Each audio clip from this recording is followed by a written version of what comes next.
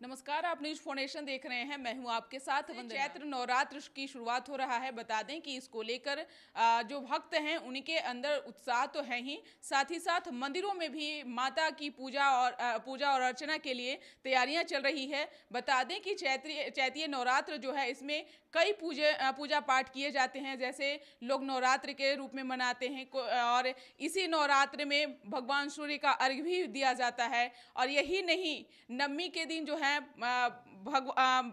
प्रभु हनुमान जी की पूजा होती है। यानी कि ये नवरात्र जो है इसका बहुत महत्व माना गया है। ये नवरात्र लोग क्यों करते हैं और इसका क्या महत्व है, इसका क्या विधि विधान है, इसको जानने के लिए हम पहुंच गए हैं माता सिद्धिदात्री ज्वाला मंदिर में। और इनसे पुजारी जी से जानने की कोशिश करेंगे कि जो चैतीय नवरात्र है इसका क्या महत्व है और लोग क्यों करें और किस तरह से जो है वह नियम पूर्वक पालन करें। स्वागत है आपका न्यूज़। जय माता दी। सबसे पहले तो चैत नवरात्र आरंभ हो रहे हैं, जिसे हम लोग बासंतीय नवरात्र के नाम से जानते हैं।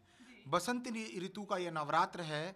बसंत का आगमन होता है और हर तरह के नए पत्तों को से सुसज्जित होकर भगवती का कलश सजाया जाता है। मतलब नव ज्योति नव दिन प्रकट होती है और अपने भक्तों को आशीर्वाद देती है। हिंदू नव वर्ष शुरू होने जा रहा है 2080, जो अपने में बहुत सुंदर है। जो बुध उसका राजा है, क्योंकि बुधवार के दिन शुरू हो रहा है और भगवती का आगमन नौकर से हो रही है। नाव पर आने के कारण सुख समृद्धि सबको मिलने वाला है। माँ का आगमन बहुत ही शुभ है। ऐसे तो माँ का आगमन हमेशा शुभ है, लेकिन देवी पुराण के अनुसार अलग अलग दिन का अलग अलग महत्व है। तो बुधवार के दिन भगवती जब आती है तो नौके से आती है, और जब नौका से भगवती आती है तो सुख प्रदान करती है। तो भगवती से ही प्रार्थना है कि सभी लोग सुखी संपन्न रहें, आरोग्यता सबको प्राप्त हो। हिंदू नववर्ष का शुरुआत होने जा रहा है, तो उसकी भी बहुत बहुत बधाई है सब लोगों को। यानी कि जो चैतीय नवरात्र का जो शुरुआत हो रहा है ये काफी मंगलमय और मंगलमय इसलिए भी है क्योंकि चैत नवरात्र के प्रथम दिवस के दिन ही ब्रह्मा जी माता की आज्ञा से सृष्टि का सृजन किए थे। हमारे सृष्टि का शुरुआत माना जाता है। और जितने भी आपके 27 नक्षत्र हैं, सभी ग्रह हैं, ये उसी दिन प्रकट हुए।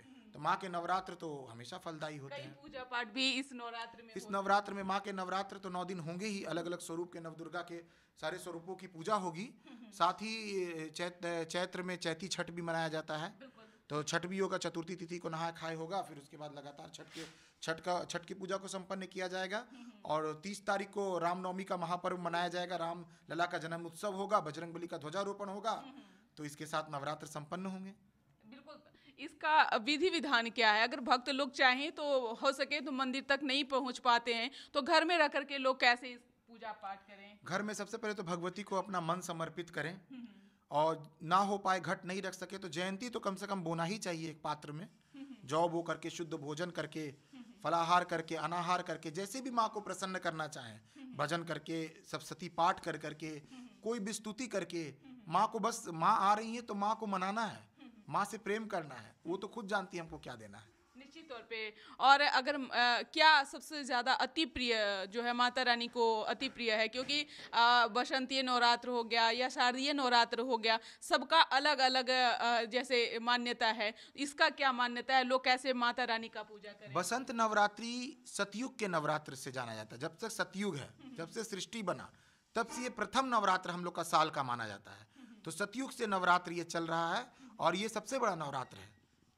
यानी हर युग का अलग अलग नवरात्र के बारे में बोला गया। जैसे माघ में नवरात्रे होते तो शिशिर नवरात्र हुआ, आषाढ़ के आषाढ़ नवरात्रे हुए, और जब अश्विन नवरात्र होते तो शारदीय नवरात्र होते हैं। तो सभी युग के अनुसार भी नवरात्र हैं। तो ये सतयुग से नवरात्र आ रहा था, ये सबसे पहला नवरात्र हम लोग का है।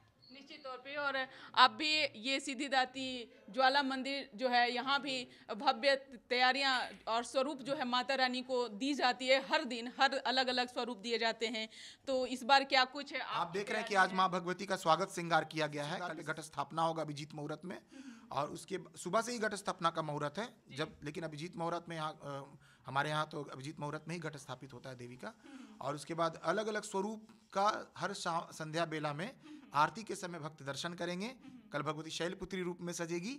इसी तरह से अलग अलग दिन माँ अलग अलग स्वरूप में भक्तों को दर्शन देगी यहाँ पर। तो उसकी सारी तैयारियां। कोई मंगलमय कामना के लिए क्या कुछ श्लोक जो है, मंत्र जो है वो माता रानी को? देवी प्रपन्नारति हरे प्रसीद प्रसीद मातर जगतोखिलस्य प्रसीद विश्वेश्वरी पाहि विश्वं तमेश्वरी देवी चराचरस्य सर्वमंगल्यमांगल्ये शिवे सर्वार्थ साधिके शरण्ये त्र्यंबके गौरी नारायणी नमस्तुते शरणागत दीनार्थ परित्रायण परायणे सर्वशाति हरे देवी नारायणी नमस्तुते सर्वस्वरूप सर्वेशे सर्वशक्ति समन्विते भयवस्त्राहिनो देवी दुर्गे देवी नमोस्तुते। बहुत बहुत शुक्रिया न्यूज़ फाउंडेशन से बात करने के लिए।